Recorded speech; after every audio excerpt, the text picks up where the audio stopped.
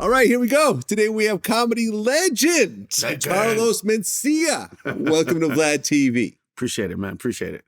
Long time fan, man. Congrats on having success for a very long time. Yeah, you know what? That just came to be in my head that I've been doing this so long. I get so stuck in the moment of what I'm doing that I rarely have time to look forward or look back. Yeah, it's pretty. I kind of find myself, in moments. I still have out-of-body experiences on stage. Well, it's our first time here, so we're going to look back. Cool. We're going to start in the very beginning. Oh, no. So you were born in San Pedro Sula? Honduras, but that's not... Okay, so that's not where we're from. That's like, somebody who grew up outside of Indio, California, in a place that's not even Indio. Okay. And then saying, I was born in L.A. and people go, oh, you're from L.A. It's like, nah.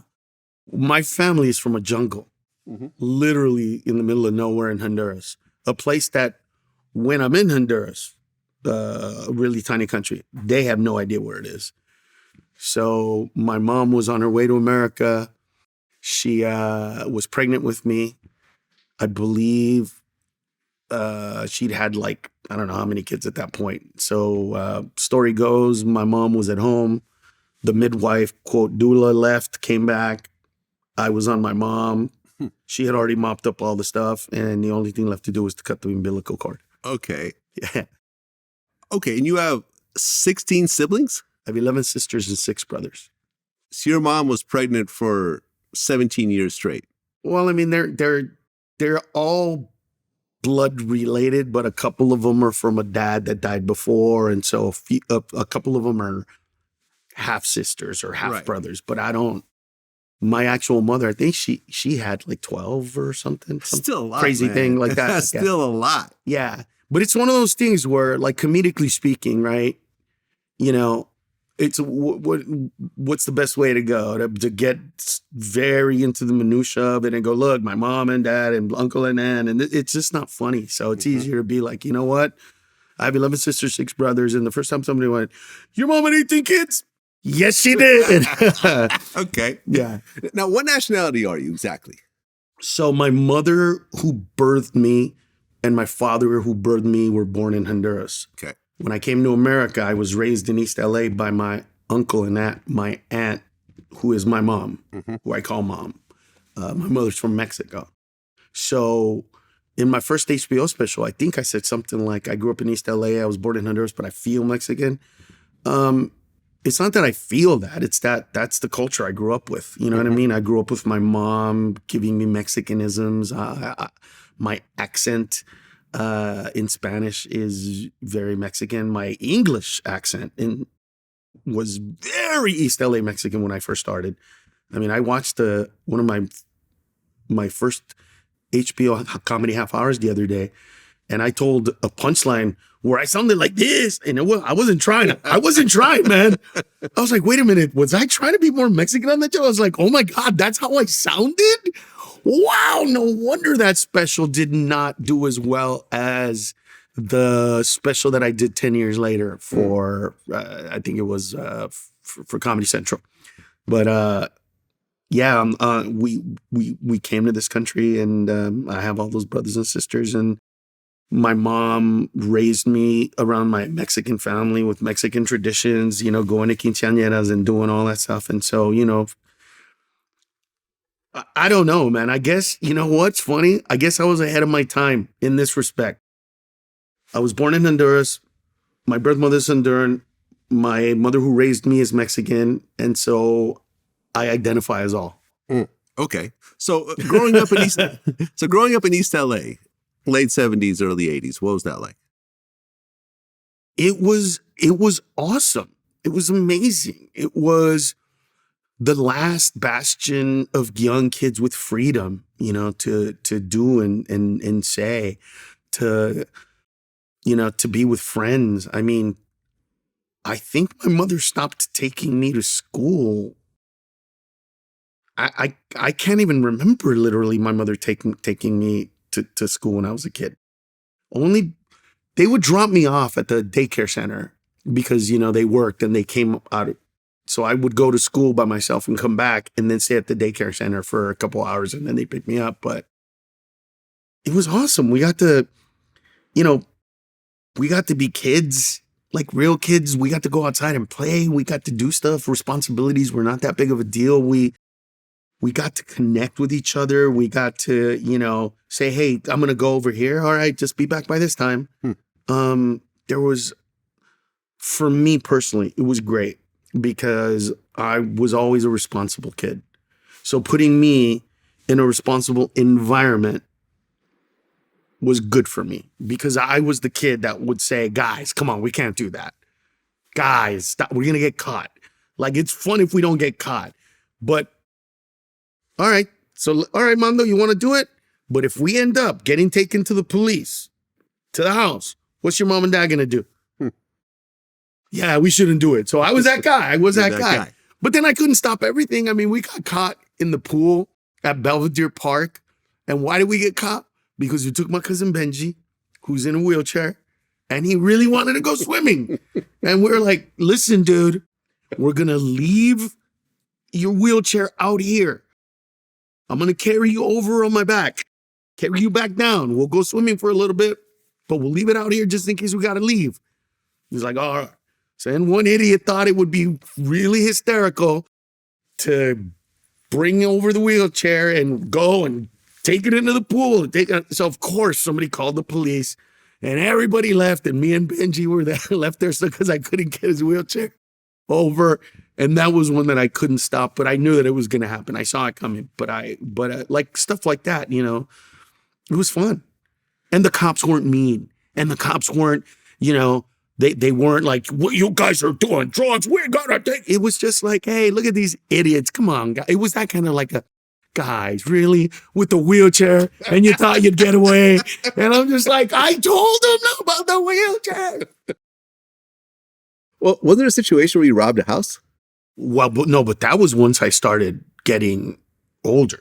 Okay. What happened was, this was before comedy. This is what changed my life and I believe opened up the avenue to comedy. Without this moment, I don't know that I've ever would have moved on. So what occurred was somebody owed me $50. She was a drug dealer. She offered to give me a gram of cocaine. I said, what do I need coke for? I need $50. Why don't you go sell and give me my $50? Like, if I owed you $50, what would you do to me? Yeah. So can you please give me my $50? So she goes, okay, I'll give it to you tonight. So when I went to work, I told my friends the story about how this lady who's from Colombia, who has quote unquote pure cocaine, owes me $50. And she wanted to give me a gram. 5 guys immediately went, I'll give you, here's your $50. Here's the $50 and just give and then get the coke from her and then just give it to me. Mm-hmm. I was like, dude, I'm not your coke dealer. They're like, well, you want the $50 or not? I was like, you know what? I need the $50. Fine. So I took the $50 and I told her, you know what? Give it to me. It's fine. We're even. I'm going to give it. So I gave it to him. I guess it was pure because every single person that I worked with at the time was like, that stuff is amazing. Can we have some? Can we have some? So a few months later, I'm slinging keys. Oh, kilos. Kilos. Okay. I'm not. Well, because the girl who owed you money is now your drug dealer. She's my supplier. Supplier, yeah. And exactly. I'm just killing it because everybody's finding out about my stuff. So I had given this guy 5 ounces, 2.5 that he paid for, 2.5 that he was going to sell. That's a lot. He went on a binge and I called him up and his wife answered the phone and I said, hey man, I need my money right now. And she said, oh, he's not here. I said, you're not understanding me. I need that money right now. How much money was it? At that time, it was like $6,000. Okay. So I said to her, you better leave your house because I'm coming to your house right now. I'm walking into your house. So please leave the front door open. And I'm going to take whatever is necessary from your house to pay for what is it that you owe me. So you need to go, and feel free to call the cops. But trust me, I will get out, and I'm not the only person that does this. I'm not a lone wolf here. So it's up to you to what you want to do. You want to live and be okay? Get out of your house and leave the front door open. So she got out of the house. I went inside the house, took a bunch of stuff, and put it in the back of my truck. And on the way back to my house, I realized what I had just done and how I did it and how easy it was to become that person. It wasn't hard at all. I'm telling you, there was no part of me that had a remorse. There was no part of me that was afraid. There was no part of me that didn't understand I might go to jail at that moment. It was at that moment, it was just an immediate, I am a drug dealer and these are the fucking rules and you will obey them and I will, dispense with whatever I need to dispense to get what I need to get. And it scared me, man. It scared me to death. I pulled over on the 710 freeway right off of right near the Pete Ellis Dodge. And I remember going, man, this is not who I'm supposed to be. This is not what I'm supposed to do. So that led to me telling my younger brother, I'm not dealing anymore. He was very disappointed in me. He expected way more of me than this. So I go, listen, I'm not telling you. No, you got left. I go, yeah, but I'm just going to give it away. So I called a buddy of mine who I know he was a big user. So I said, listen, I don't sell anymore, but I literally have 1 ounce left. Do you want it? I'll just come and give it to you for free. On the way, right, my brother says, I want to go with you to the symbolic, getting rid of your last. So it's like a movie, man. As we're driving out of the projects, a sheriff is driving in. I'm waving at the sheriff, right? I go like this and wave at him, and this is what I see. And I looked at them like, what the fuck? And I looked at my brother, and he literally, like his entire face is, we have cocaine in this car, stop looking at us. Literally. So I literally make a left, they pull us over. And I had my car set up. Where you'd have to go get a dog to sniff out the stuff because it was hidden in this panel that you can't find. And they kept looking, couldn't find anything. And they were about to handcuff my younger brother. And I went, hey, stop. Let him go. Just let him go. Well, handcuff him for what? Because he's in the car with me. There's and no they drugs. know I have drugs because they can't find it. Yeah. But I know that the deeper this goes, the less ability I'm going to have to get him out of it. Right? So I know that if they call the dogs and he's here, now he's part of the record. So I said to him, you know what? Just let him go and I'll tell you where it is. I know what you're looking for. But you got to let him go. He wasn't here. And they're like, okay. So I see my brother run away and then I tell him where it is. I didn't realize that they had a ride-along at the time, a dispatcher, somebody who works at the dispatch for them. Mm-hmm. So she saw that this was an illegal search and seizure. She saw that I did nothing wrong, that I didn't break any laws, that I didn't speed. They didn't even have time to literally follow me to see if I committed any vehicle infractions whatsoever. Mm-hmm. And so when it came time, I saw her and she was really scared of me. And I said, listen, I'm not what you think. I go to school. I'm a student. I got caught up in this. That was my last thing. Please just tell the truth of what you saw. Just please tell the truth. And I promise you one day we will meet again. And on that day, you're going to come up to me and tell me that you're proud of the decisions that I made. I swear to God, it's going to happen. Trust me. And she told the truth. They let me go, dropped all the charges. Everything was totally fine. And as would have it, about 20 years later, I was doing a show in San Diego at the Spreckles Theater, and a woman came up to me and she said, "Hey, you were right. I'm glad that I was there to be honest and tell the truth. You've made me proud." Mm. And I looked at her and I was like, "Oh my God, it's you. It's you." And I had that night talked about something about it on stage, and there was an audience, and I was like, "Guys, this is the chick in the back of the car." And everybody gave her a round of applause and, Nice. and said, thank you to her. And that's kind of how those moments came together. But I don't know that I would have taken a chance at being a stand-up comedian had it not been for the fact that I became a drug dealer that quickly. You know what I mean? It was so outside the norm for me that it kind of made this other decision so much easier to grasp and palatable, But wow. So after that, you went to Cal State L.A.? I was going to Cal Oh, State. you were going LA at the Cal time. State. Okay, so you were in college at the time. I was going to school and working full time. So I would wake up. So my schedule normally was go to work from 7:30 or 7 to 3:30. Then I usually would go to school and had classes Monday, Wednesday, and Friday from 5 to 8, and Tuesdays and Thursdays from 5 to 10. And so I was doing a full schedule in college. And that's when I discovered comedy, because it was the first time I stayed up past 11. So, I mean, seriously, I know other people watch Laugh-In or shows like that.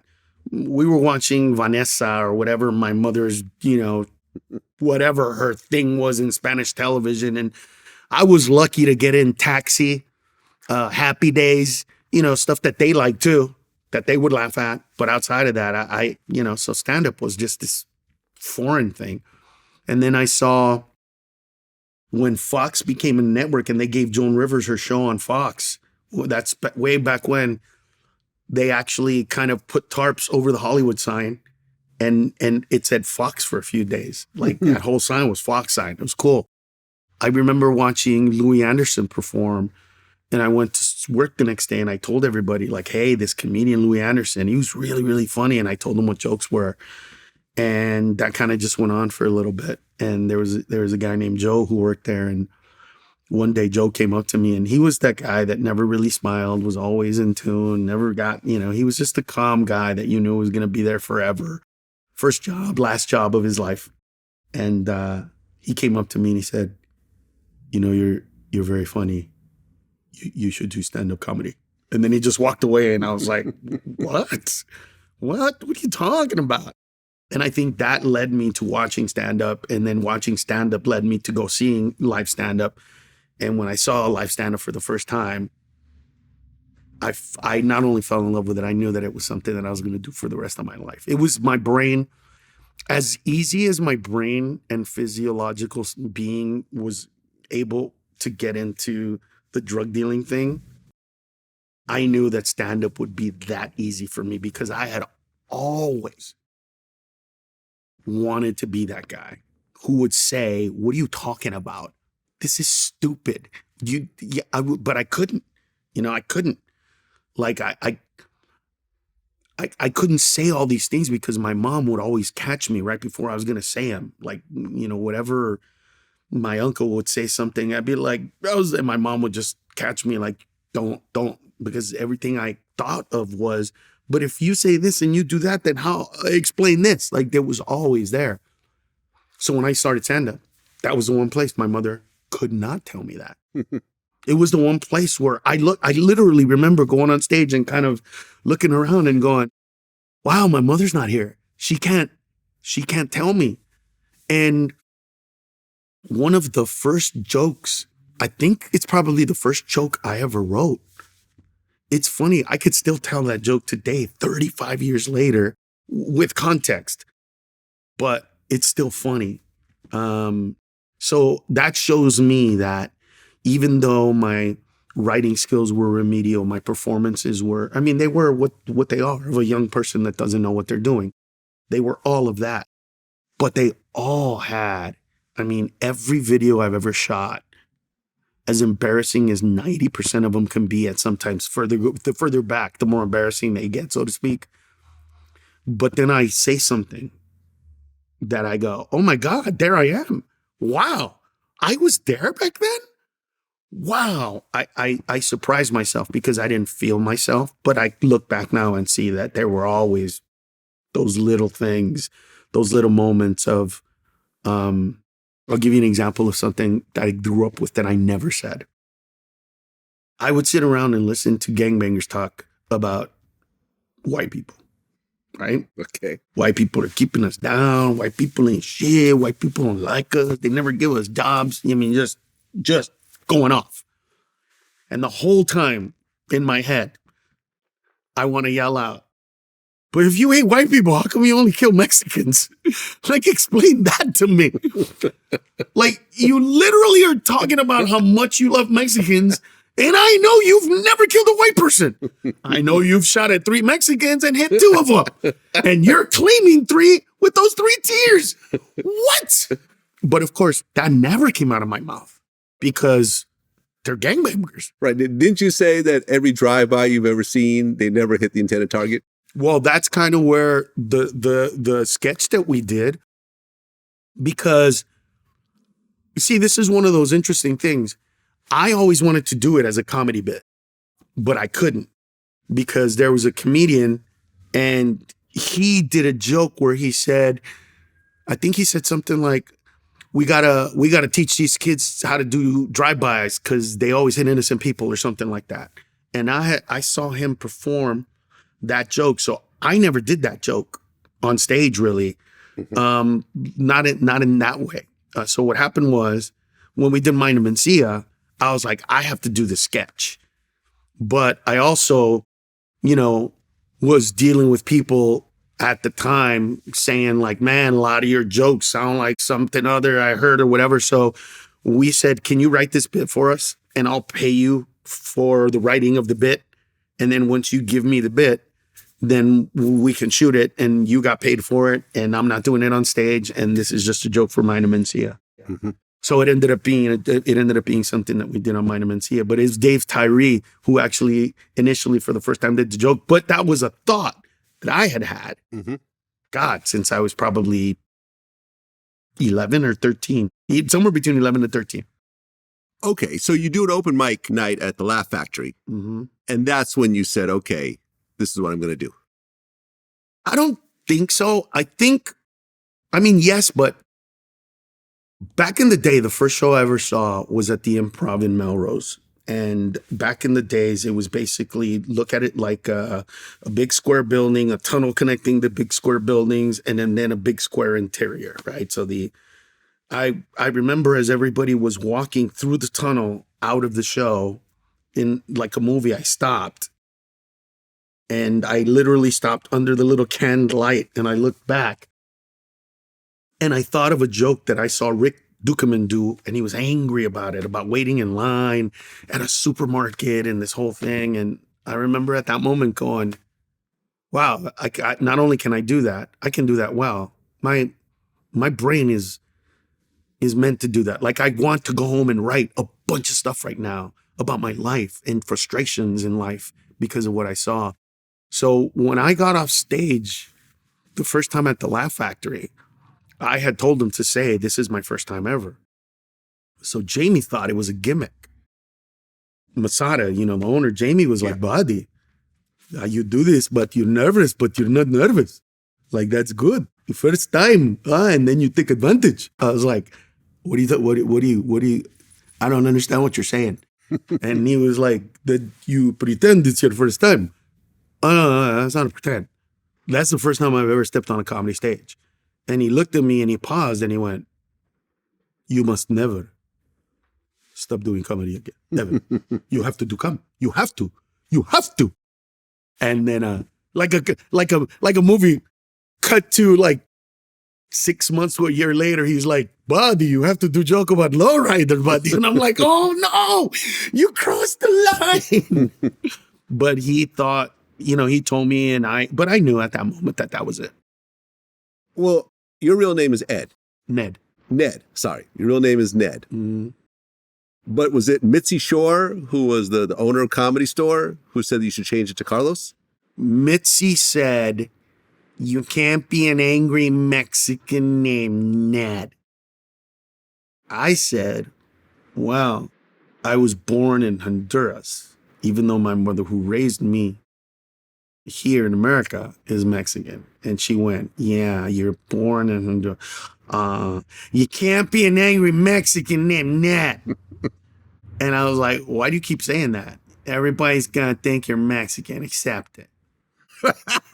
Just be Mexican. Go with it. But here's the thing. At the time, I told a joke. And the joke was a real joke, which is, how many times do you think I've heard this? Where are you from? I was born in Honduras. What part of Mexico is that? So her words were prophetic. Do you know what I'm saying? She was speaking to me as if she was in my world already. She was telling me things I already knew, right? She was telling me, like, how many people tell you that's Mexico? And I was like, I get it. And then she like, listen how you talk. I'm like, sold, bitch. Jesus, I get it. I get it. I get it. But I never felt resistance from that. There was never a part of me that was like, I'm not. I mean, listen, the irony of this is that I'd already dealt with this stuff before because I had friends that I grew up with that were from El Salvador, and I had friends that were from Mexico, and I had friends that they called themselves Mexicans, but they didn't know anything about Mexico. They didn't speak Spanish. They didn't know the culture. They didn't know the food. I'm sitting there telling all my Mexican friends what birria is, and they're all loving it until they realize it's goat meat, and they didn't know, and I had to tell them, and then they're all like, oh, we're eating goat. But the irony is, in my neighborhood, I was the one that everybody came to for like, hey, why are we doing quinceañeras? Why do we do quinceañeras? And I was like, oh, the quinceañeras came from the Catholic when we came over, Hernan Cortez, blah, blah, blah. Like, I was the one. Oh, why do we celebrate Cinco de Mayo? Well, we celebrate Cinco de Mayo. Over there, they don't celebrate it very much. It's literally like I was the one. What are nopales? Nopales are the cactuses, but you got to take up. So I already felt that way. There was nothing crazy, weird about it. I didn't feel a push or pull. With regard to the name change, I used to watch not a lot of shows in English, but one of them was Ripley's Believe It or Not. Mm-hmm. And I remember that Jack Palance, every once in a while, would just say the name of an actor or an actress, Greta Garbo, real name, blah, blah, blah, Straczynski, or whatever it was. So I had already seen that people already think I'm Mexican. I had already seen that in this business, people change their name all the time. So what I did back in the day was very different from what everybody was doing. All of the actors and people that I knew in the business had changed their name from something ethnic to something non-ethnic, right? And who comes to mind today? And I'm honestly, truly on the fence about this, is the actor Oscar Isaac. Right. His real name is Oscar Isaac Hernandez Estrada. There you go. That's and the full he's name. from, I think, Guatemala. He is from Guatemala. Right. Correct. So part of me wishes that people knew he was a Latino, because I know for a fact that me seeing the success of Paul Rodriguez before me and Freddie Prinze, it did something. It gave me energy, if nothing else. And Oscar's had a great career. Here's the real question, right, with him. And this is why I could never get mad at him about what he did, even though I wish more people knew he was a Latino. It's not hidden. You can find it right away. Mm-hmm. But did him not putting his last name on that paper allow him to get more roles that were non-Hispanic? Yeah, I didn't even know he was Hispanic until you mentioned it. That's my point. Yeah. Like, so the guy's played a Middle Eastern, he's played a Hindu, he's played Mexicans, he's played Latinos, he's played Italians. Would they have not giving it to him if his name was Estrada. You know what I mean? And so what I did, looking at that, and we're talking about this in 2023, right? 2023, way back then, I had a perfect name for America. Ned. And if I had taken my father's last name, which is not my legal name, Wholeness, I could have been Ned Wholeness. Right. Right? And I could have just went that route, but I didn't feel Ned. I never felt that. You know, if you were to hang out with me today and we were to start going running errands, it won't take but 2 or 3 stops before somebody speaks English to you and Spanish to me. Right. Right? It's just the way it is. And I'm not talking about having to go to a taco truck where you're going to be like asada and they're going to be like, hey, kids. No, I'm talking about like we're going to end up at a Subway and they're going to look at you and go, what do you want? And they're going to look at me and go, you think I get it? You know what I mean? Like that was always my truth. So changing my name was easy. I said, I have an uncle named Carlos and my birth name is Mencia. And she said, Carlos Mencia. And she signed it on, they used to have these postcards that people would stop on the bus during the day and they would give them postcards so they could, buy. So I have on a postcard, Carlos Mencia, 1988, signed by Mitzi Shore. Okay, so now you're Carlos Mencia. Yeah, now Carlos Mencia. And you start doing the Comedy Store, L.A. Cabaret, and that led to more and more attention. And you actually got on the Arsenio Hall show at one point. Yeah, I was on Arsenio, but it was not, like what they did to me was not cool. What do you mean? What did they do? So I get a phone call from Arsenio, or from Arsenio's people to be on. And by the way, I'm not like angry that they did this. Because of who I am, I was actually excited. But I've never seen a late night show that had 2 stand-up comedians on it, ever.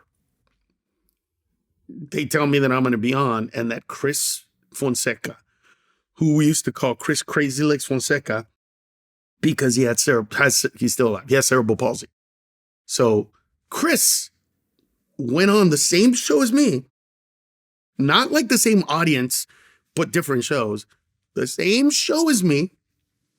So not only did I have to follow a comedian on one of those shows, not only did I have to follow a Latino comedian, I had to follow a Latino comedian who has cerebral palsy and talks like this. I'm not kidding you. And that was like, I was so excited to follow him because I was like, well, he's going to kill. He's going to get a standing ovation. 100%. Can I do the same?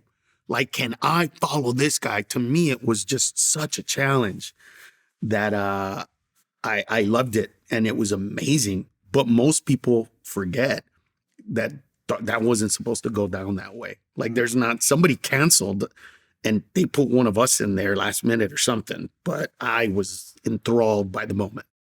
Okay. And you appeared on In Living Color in 1990. I ruined that one. I messed up that line too.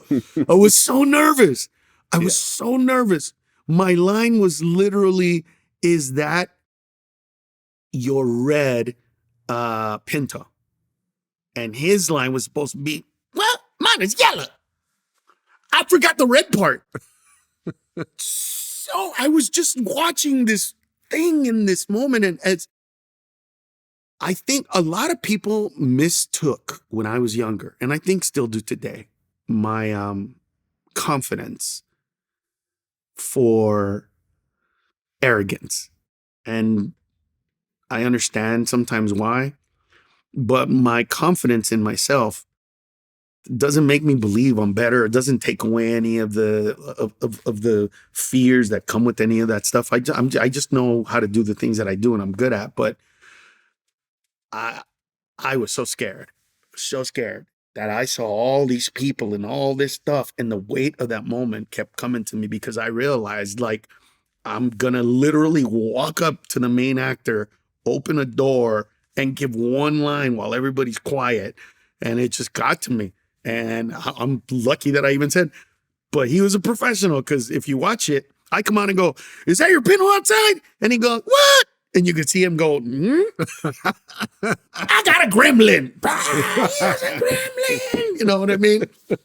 And he was always kind to me. He was always really great to me, and he was amazing. But yeah, that I messed up that moment. Nobody ever knew, but it was scary, man. It was not what I was used to. Okay, but then in 1994, you became the host of Loco Slam on HBO. Yeah, but before that, I hosted Comedy Compadres. Okay. Here, it was a local show for KTLA, and I did 16 episodes of that one that I was the host of it. So being handed or being driven in the direction of the Latino thing came very quickly for me. You know, Okay. and then before that, I won Star Search in Spanish as well. Oh, you did? Okay. Yeah. I missed that part. Yeah. Congrats. Yeah. Okay, but HBO is still HBO. HBO It's is not HBO. KTLA. No. Shout out to KTLA. I live in LA too, but I got HBO is HBO. 100%. Did that change your career at that point? It did start to change my career because I was very young. Unlike most hosts, don't become hosts when they're, 23, 24. They become hosts, especially later when they have curiosity about the questions about, and they also become hosts when they've amassed so much material and they're so good at doing crowd work that if you say, if you say to somebody that's been doing comedy for 20 years, hey, we want you to host this show, we're going to do 22 shows and you're going to have to do 3 minutes of an opening on each show. So you add that all up, that's an hour and something minutes. Can you do that? They'll be like, yeah, no problem. You say that to a young comedian like me at the time, that was like, whoa, I got to start really being creative. And it pushed me to be very, very creative and to write a lot. But it also made me go to a lot. I went to the well of the Latino, looking back, maybe a little more than I should have, but I just didn't have the ability to, I could write this much really good stuff, but they wanted this much. And I could do this without Latino, but I needed the Latino to get to that other place. And so I kind of became a Latino comedian based on those shows because it pushed me to have to create and over again. Right. And then by 2000, you actually put out your first comedy album through Warner Brothers. Take a Joke, America. Well, Take a Joke, America was, I have yet to understand people that get offended at comedy. I still don't, I can't understand them. It's not that I don't want to. I literally just don't understand how you can be upset at somebody who's trying to make you happy. Like a joke is trying to make you happy. It's trying to make you laugh. How can you, even if we're bad at it, even if I'm horrible at it, even if I miss the mark, that's like getting mad at somebody who's donating to St. Jude's. Like, what are you pissed off about? Like, you could have done, like, why are you mad? I tried to make you laugh. I missed the mark. Sorry. But what is this anger? Where's this vitriol coming from? I've never understood it then, and I don't understand it now. So I'm always blown away by the resistance to material. And then in 2001, you did 2 half-hour comedy specials on HBO. Mm-hmm. The second one actually won a Cable Ace Award for Best Stand-Up Comedy Special. So now, an HBO comedy special in 2001 was a very big deal. It's probably the equivalent to a Netflix special today. It had lost a little bit of its luster, but it was still there. It was still up there. Correct. Did that change your career at that point? Everything changed my career, but there was never a huge, so in 1994, when I did my first HBO special, I'd never opened for anybody before, really, or featured, right? So the majority of comics get to feature, or say they get to open and watch and feature and watch. I grew up at the Comedy Store. So I just saw and did 15, 20 minutes, got up almost every single day, but didn't get to do all that other stuff. So by the time 94, 95 comes around and that special comes out, I'm on the road, headlining, selling out. no crappy markets, no, just selling out. And at first, I'm selling out like gangbusters because I'm doing all the markets that want me right away. Right. So those are all the Latino markets that are like, hey, we gotta get Carlos. So man, the Southwest was just open to me, come to Houston, come to Corpus, come to Laredo, come to McAllen, come to Harlingen, it was like, come to San Antonio, come to Austin, come to Dallas. We got to show Fort Worth. You got to show Midland, Odessa, Amarillo. Oh, you got to do Tucson now. You got to do Las Cruces. You got to do Phoenix, man. You got to come to, oh my God, it was just like, you got to come to Chicago. Chicago's just all of these markets opened up for me. And so I got to do that for a while. It wasn't those. So by the time 10 years later, these things come out, I've sold out this whole time. So I'm not really seeing it. It was when I knew things were going to change was when we did the presentation for Comedy Central. When we did the presentation for Comedy Central and they got to see basically a live version of what we wanted to do on Mind of Mencia,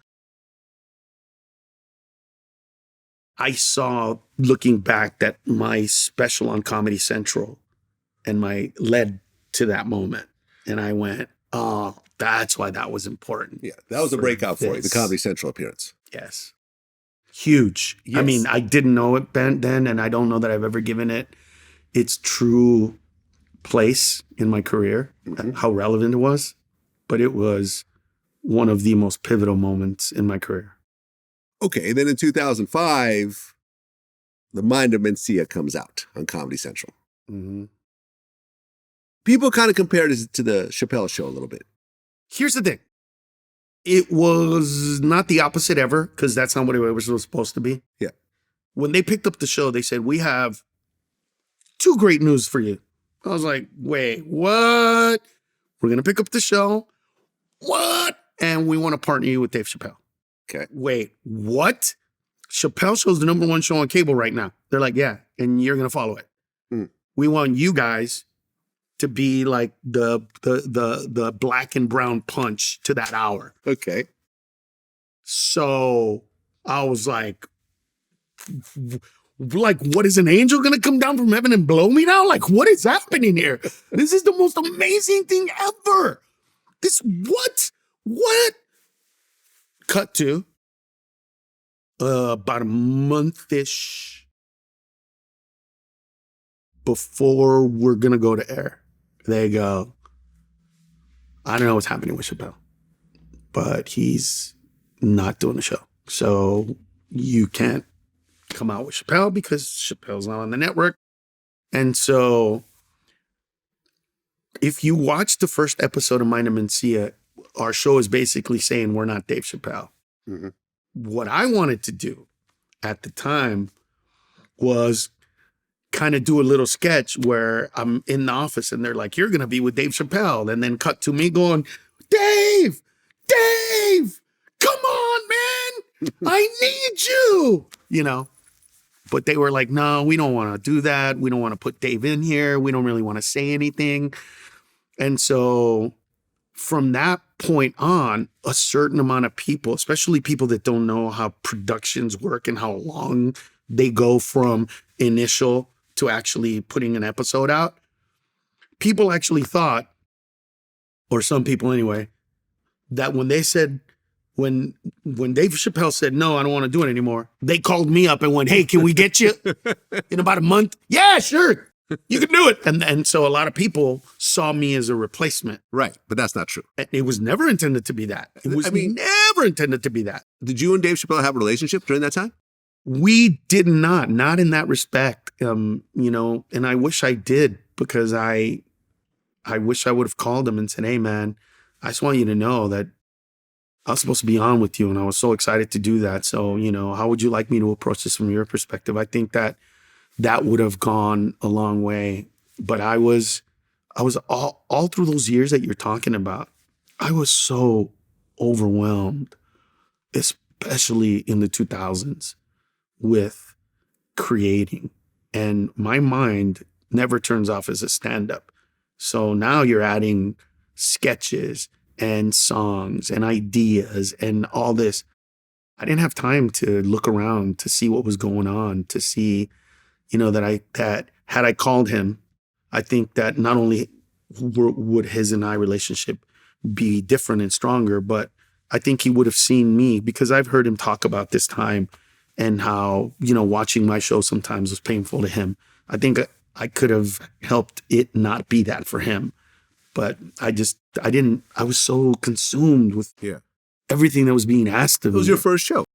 It was your course. first actual show about you. So yeah. And I you had your blinders on. I could also tell you right now that I did not have the capability to even enjoy it. Like when people ask me how much fun was it? It was like, I didn't have fun. Not like that. Not like you think. Yeah. Every show had to be perfect. Every show had to be great.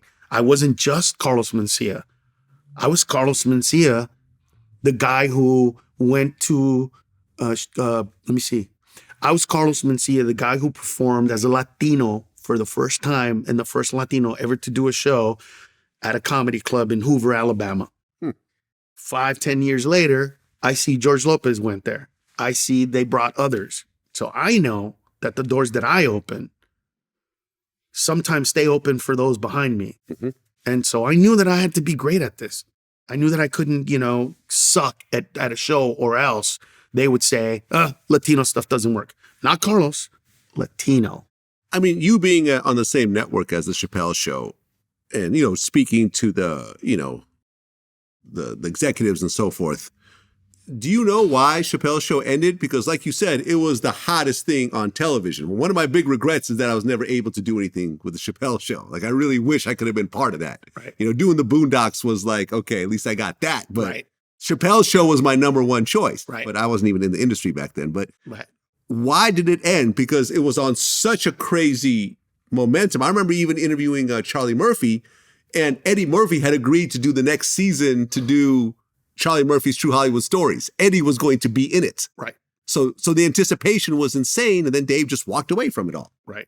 But he walked away, as he said it, because when you are, okay, like the bit about let's teach gangbangers how to do drive-bys, right? Let's take that sketch. Mm-hmm. It's very specific to gangbangers, but a lot of people would see that bit and laugh at us, not with us. Okay. Right? So when you're a minority and you venture to do anything self-deprecating or say words that are edgy and out there, and then people come up to you and tell you that was funny when you said this, but they're taking the racial component and flipping it, that's disconcerting. And the fact that he didn't want to deal with that, I understand. I've heard the same words that he has, in the sense that I grew up around every group and some brothers, black. And when I was a kid, they would refer to me, my black friends, as right? That's how they would talk to me. What are we doing today? What's up? That kind of thing. And so every once in a while, I'll do it in my act. But there was a period of time where I kind of put a bit together about all that kind of stuff. And I remember people coming up to me, especially people with accents. And not that they had anything, it's just the way it sounded. But when somebody comes up to you and goes, listen, man, I fucking think you're amazing because that shit, it was real. And I'm like, oh my God. What did you, no, I did not say what you said. The word that I said was completely different. It meant something different. It wasn't even close to what you were trying to say. Like, you seriously thought that that's where I was going with this?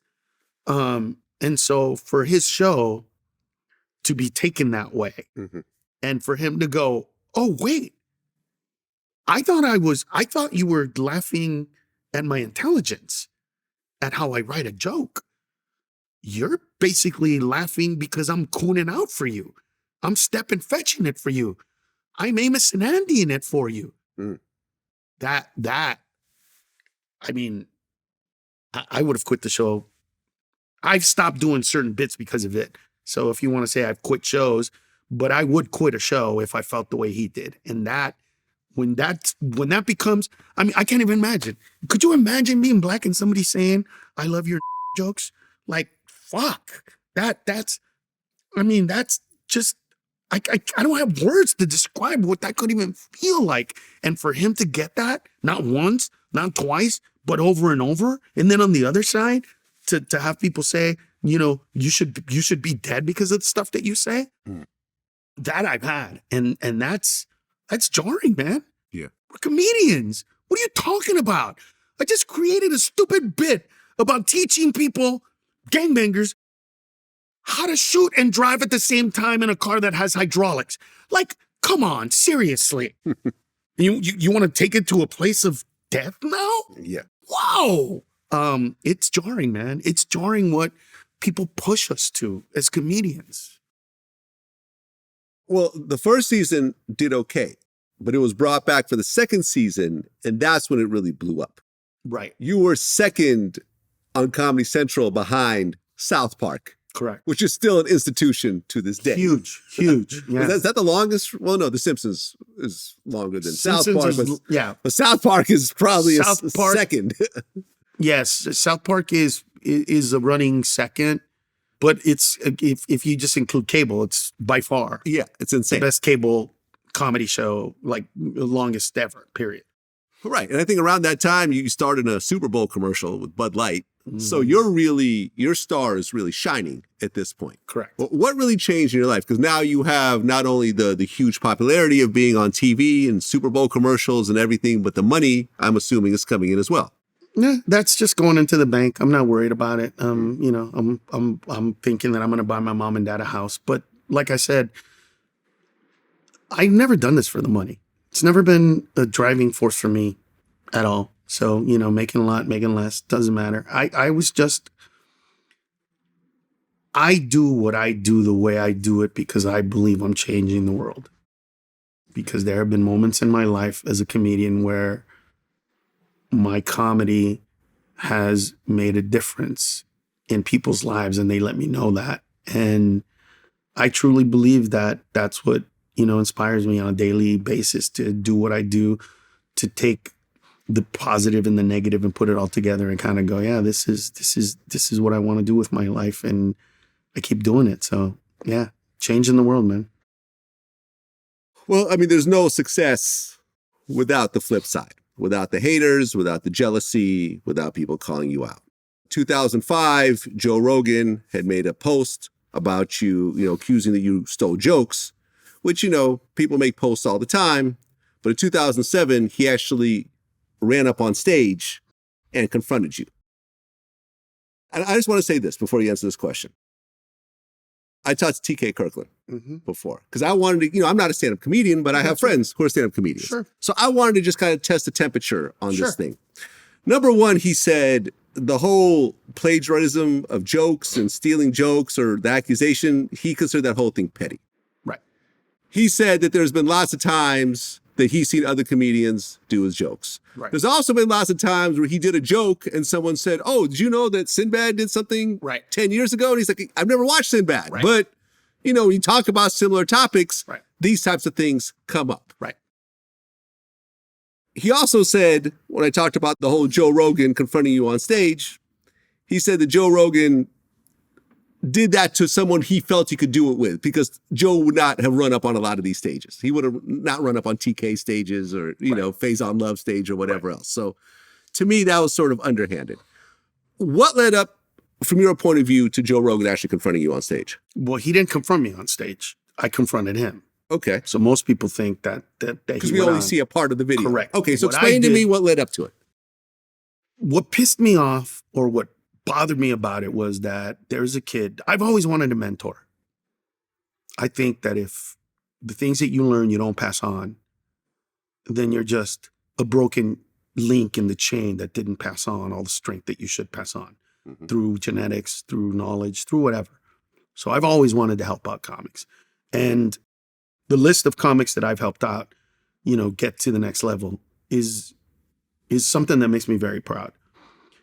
And when he brought up Fox, the comedian that went on after him, he said, this guy opens for Carlos Mencia, which was kind of putting a little mud on him as well. I didn't like that. Now, believe it or not, as I speak to you, I know people aren't going to believe this. This is 100% accurate, though. Every single time I've ever heard anybody say, yo, Ned, Carlos, I heard somebody say that joke is theirs. I immediately call those people or walk up to them or go up to them or do whatever. I immediately say, hey, I heard this. What joke?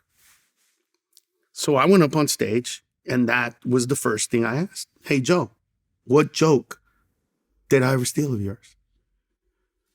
And of course, it was, no, you don't steal mine. You just steal jokes. You're a joke thief and blah, blah, blah, blah, blah. And that whole thing came out. And then Ari came on with The Wall. And it was like, dude, how many comedians do this? And I've been, whatever. Like, so he came up and I confronted him with what joke did you ever steal of mine? But all that got erased and it became this other thing that I had then at that point no control over. But it wasn't it might have been my ego, but it was more about like, dude, I'm tired of hearing Paul Mooney said you stole his joke. Hey, Paul, I respect you. I will stop doing any joke. What joke? Oh, brother, I never said that, brother. Like you don't know what it's like. Yeah. Look, I'm being serious, man. You have no idea how fucking just. Oh, give you an example. A recent show came out where this guy comes out and basically sounds like he says that I took a joke that he had been working on for 6 years. I saw this. I called him. But this time I recorded the phone call.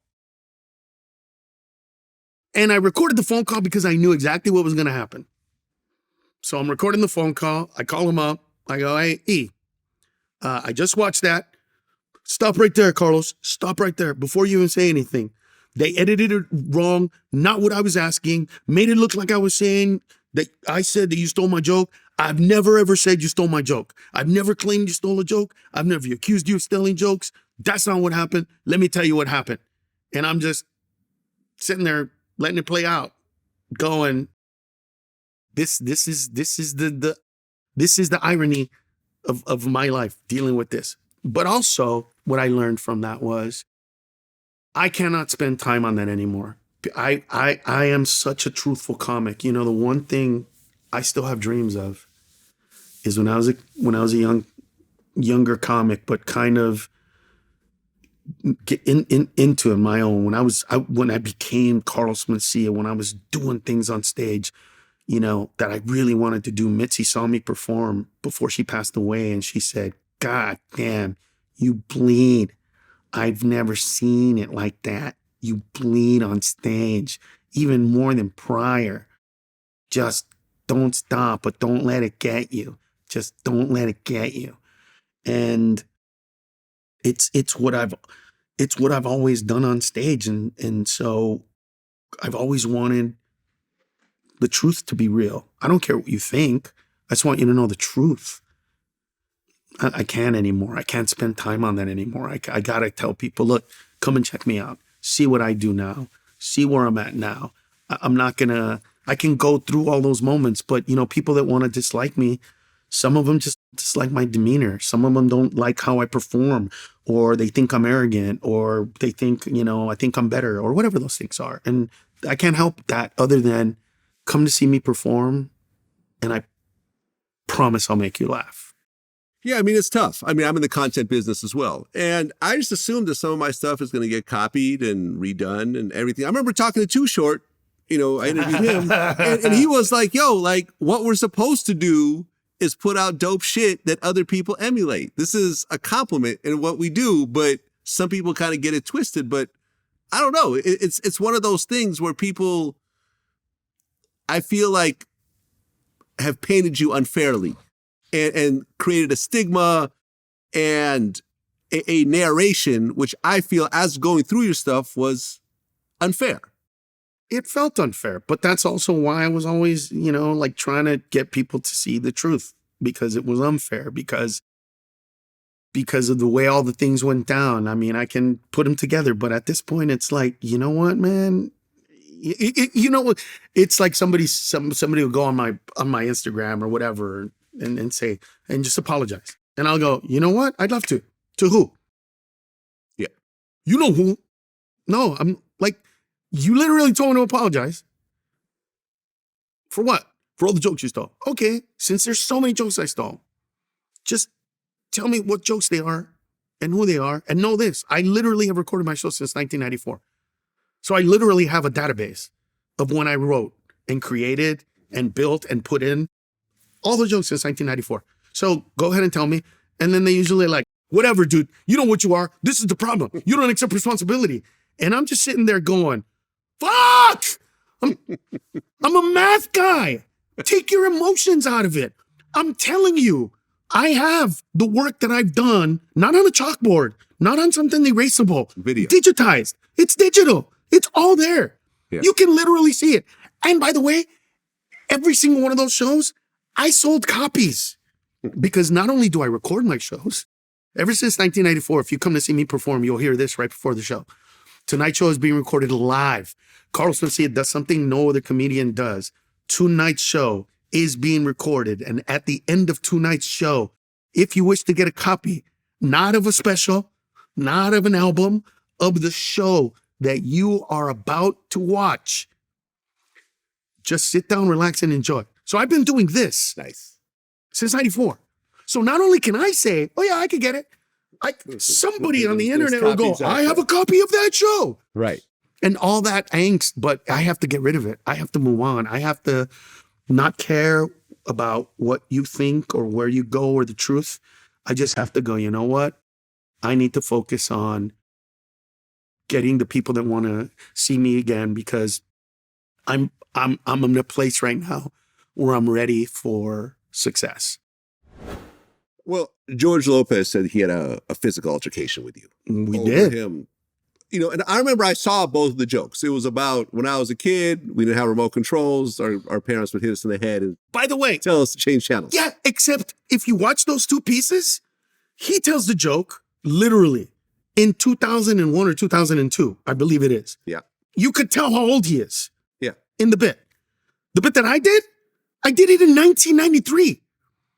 So you can not only 8 years earlier,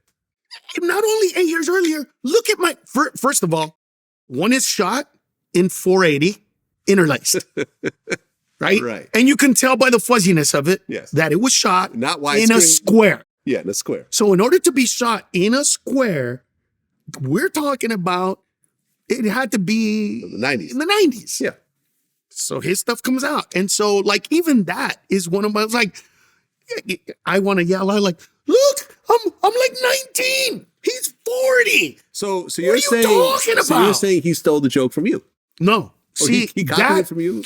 And that is or something he just came up with a similar joke. That is something that I should do, that I won't do. And I won't do because we live in the same world.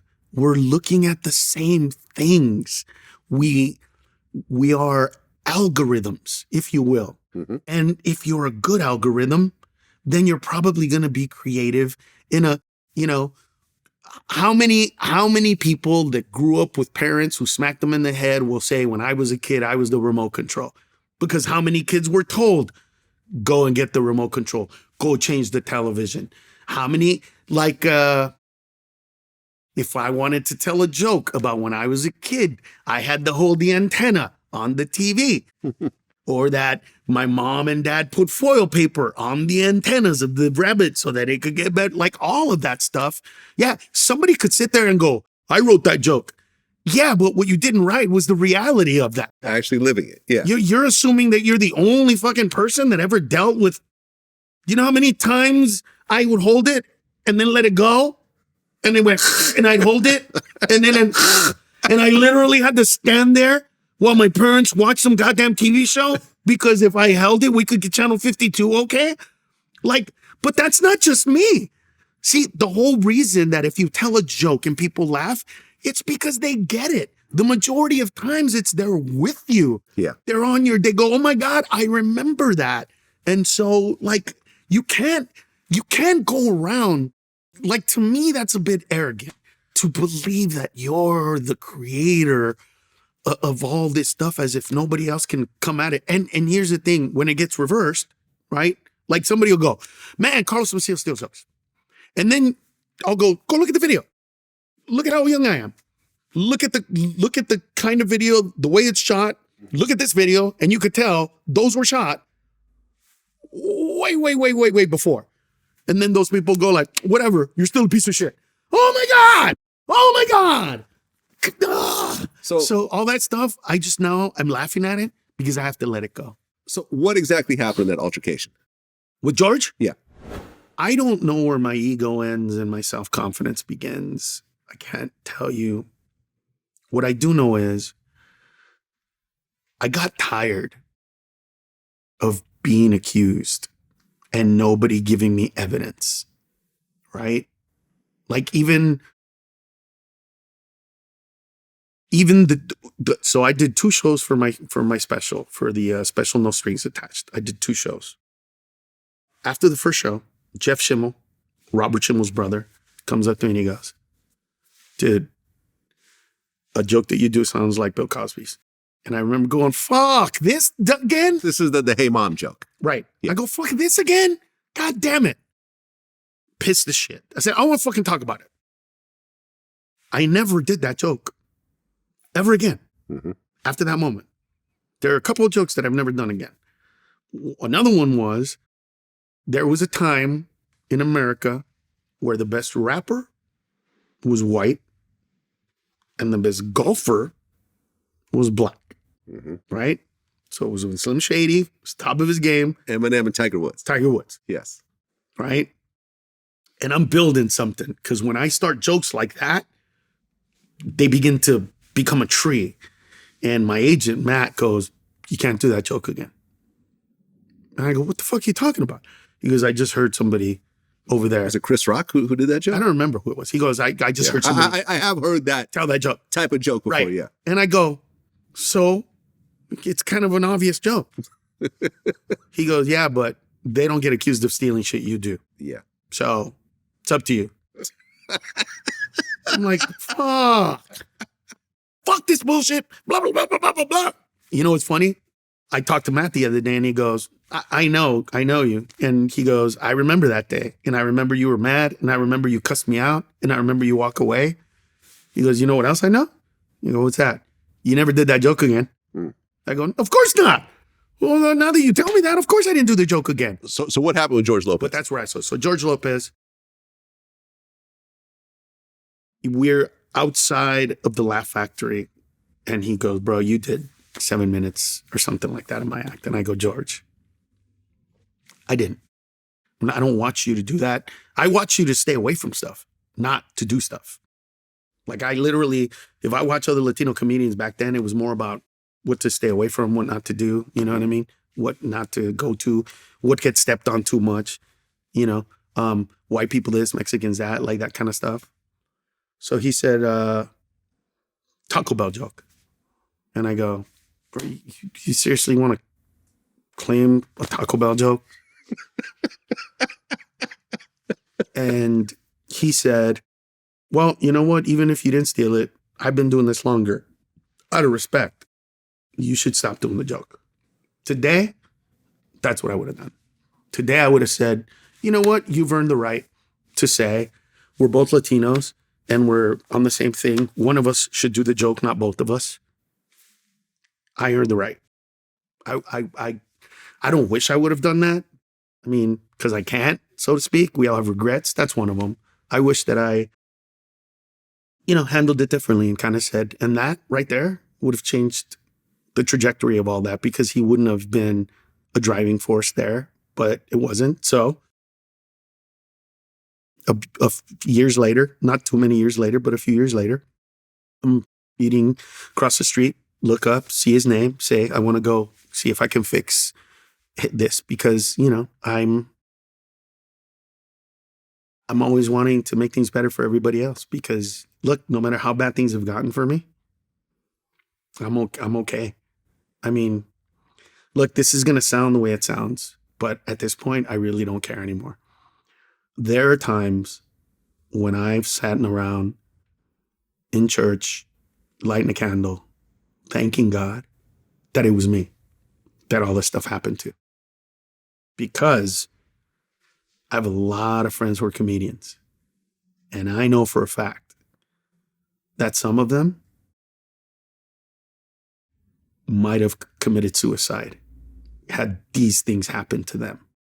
And I'm really grateful that if somebody's going to be the poster boy for that and take a hit the way I did, and, have people think you're the devil or whatever and hate you, and you know what I mean? Thank God that it was me, and I'm strong enough to deal with it and not completely obliterate my life. And so I also have that vantage point to say, like, look, it was going to happen to somebody. Thank God it was me, because I'm still here. And if it would have been somebody else, I don't know. You know what I mean? Some of us in this business have committed suicide for a lot of reasons, and that would be one of a good one for us. So, I mean, according to reports, it said that he grabbed you and kind of slammed you against the wall. Oh yeah, no. I went upstairs and I said, so this is what happened. I go, George, let's talk. And then he said something aggressive. Mm-hmm. And then I said, bro, like, I'm here to talk. What have I ever done to you? And his wife said, you know what you did? You know where it goes. And at that moment, I knew I made a mistake, because I'm like, if his wife is talking to me that way, that means they talk about it. Yeah. It's a part of their life. My name comes out of their mouths when they're in bed or something. And this is, so then he grabs me as I have this chain like this. So he grabbed me by kind of the shirt, and ripped it out. And as he was grabbing me, I looked at him and I said, is this what we're going to do? We're going to do this right now? And he looked at me and he let go. And I walked downstairs. But that was me, again, trying to, confront something from a positive perspective, to make it better, to try to make it better. Me saying, hey, tell these people what joke in my head, this is how the moment went. Hey, Joe, what joke did I steal from yours? You never stole from me. You know what? Fuck it. We'll deal with it off stage. All right, There you go, people. To me, that's the way it was going to go down. It didn't. It didn't, yeah. But to me, it was like that. And this was one of those moments as well. And he got aggressive with me, and I didn't want to fight there. And, I'm glad that it didn't get to that place, because... Did you guys ever work it out, meet up afterwards, all these years later? Here's the thing. I still don't have issues with those guys. There you go. They have issues with me. Yeah, it's one-sided. I literally still don't. I've never said anything bad. Even when recently, I was asked about the racism part, and, is Joe racist because he seems to not care when white comedians do this, but when you do, blah, blah, blah. And my answer has always been, ask him. Why are you asking me? I don't know. One of the other accusations that people made about you was around that time, people like you and also Eddie Griffin is accused of this, is that you guys would get on stage. Yes. And just yes, go way past your mark. Yes. Like, do 2-3 hours, yes. Just go off. Which well, not 2 or 3 hours. We would do 2 or 3 hours at the end of the night. Right. We wouldn't do but you would go past your allotted time. Yes. And which would in turn bump other comedians that were supposed to perform. And some of those comedians became major comedians later on. Yes. And 100%. Some people say that this is some of the animosity. Well, that's where all of it comes from. Okay. That's where all of it comes There you from. go. From it. Yeah. Like every comedian that pretty much hates me at one point have one of those moments to tell, right? Every one of them. But I'll tell you how it went down. I'm an immigrant. So I come in to this country and I go to, because I didn't grow up in Honduras. When I go to Honduras, it's almost like, what are the rules? When I go to this city, what are the rules? Well, you can't go here, you can't go there. They kidnap here, they kidnap there. Okay. Then I go to the village. What are the things? Oh, you can't go in this property or that property, but you could go here, you could go there. Okay. Like, come back to America. What do? You do, oh, you got to do this. So I'm a rules guy. Tell me what the rules are. When I first started doing comedy, it was no different. It was no different. People are, if I can tell you how many times I had to go on when I had a probably 11:30 spot and I went on at 1:45 because Paul Mooney and Dice would come in and do an hour each. It was normal. It was just normal. So what happened with me was I didn't get upset that they bumped me. What I did was I said, I can't wait. Oh, so the rules are that when you become famous, you can do this? Perfect. Beautiful. Okay. So, you know what I mean? The problem is that in the mid-90s-ish, I was told by Rick Rubin that I should go on the road and really get hold of an audience.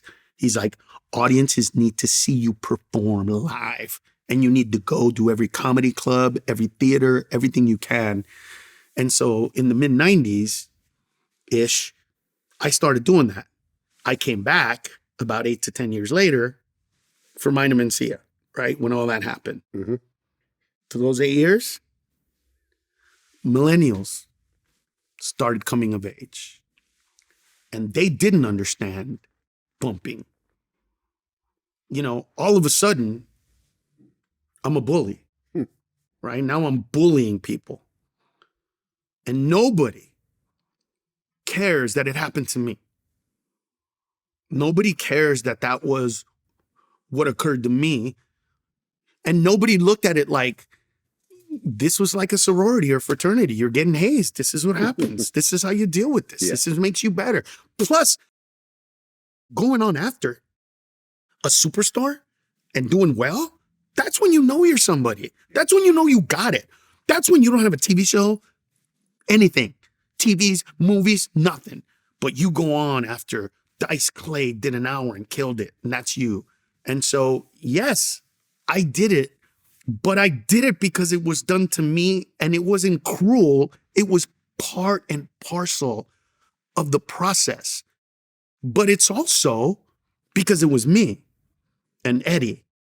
Because in other clubs or even at the Comedy Store, if it was Chappelle, like today, Chappelle can still show up at a comedy club, go on till 4 o'clock in the morning. Right. And everybody goes, oh my God, that was amazing. Right. Right. He's not, I do it and I can't do it. You're the bad guy. Yeah. Right. I can't do it. Like I literally can't do it. So there's, the world views different comedians in a different way. And there's nothing you could do about it. I have no resentment, by the way. Yeah. I love Chappelle. I think he's amazing. He deserves everything. Yes, it's not what I'm even talking about.